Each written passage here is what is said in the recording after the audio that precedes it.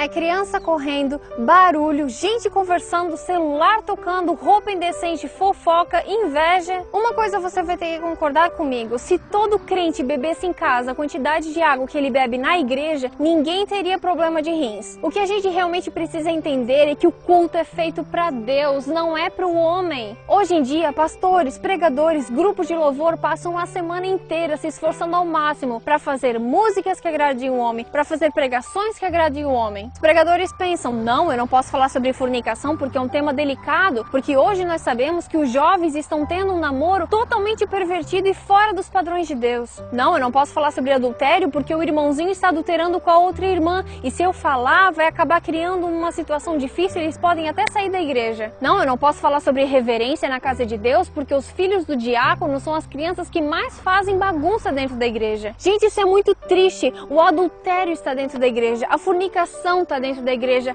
a indecência está dentro da igreja. Tem pessoas que não se situam que estão na casa de Deus, acham que é um clube porque entram lá de qualquer jeito, ficam falando alto, ficam no celular. O que está acontecendo? Será que é esse o povo que aguarda ansiosamente a volta de Cristo? Povo que diz que ama Cristo de todo o coração, que é o maior amor de sua vida, mas não passa nem 10 minutos com Ele? Povo que diz que o evangelho precisa ser pregado nos países orientais, mas nem os seus próprios amigos de trabalho e faculdade sabem que ele é cristão? Povo que diz que daria vida por Jesus, mas não dá nem 10% do dízimo. Gente que diz que sofreria todo e qualquer tipo de provação por amor a Cristo, mas não aguenta ficar 5 minutos de joelhos. Tem crente dizendo que ama Cristo, mas se o culto termina 11h30 e já são 11h35, ele já começa a se coçar no banco, já fica todo incomodado. Tem crente que diz que não vai pra igreja porque tá chovendo. Tem gente que deixa de ir pra igreja porque o irmão não cumprimentou, porque aquele lá não me abraçou, porque aquele lá não me convidou para almoçar junto. Gente, são tudo desculpas. Quem é cristão de verdade vai até a cruz por Cristo.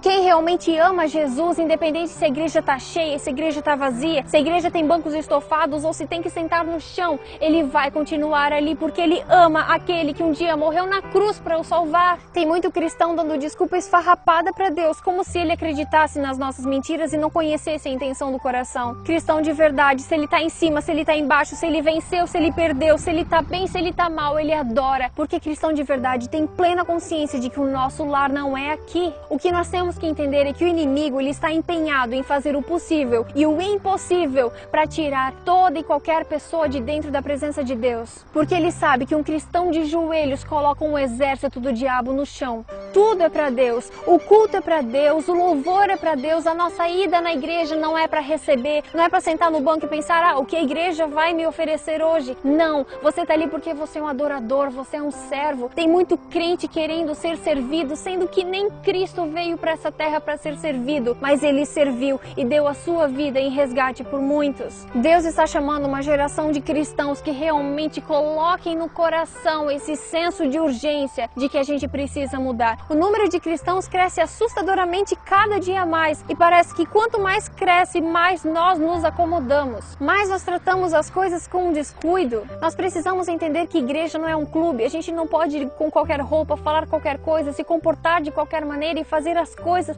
de qualquer jeito para agradar um homem, para fazer legal, para fazer divertido, para poder compartilhar no Facebook. Não. O real motivo de tudo que nós fazemos dentro e fora da igreja é adorar a Deus. Tenha cuidado quando for ao templo. Pense bem antes de falar. Deus está no céu e você aqui na terra, portanto, fale pouco.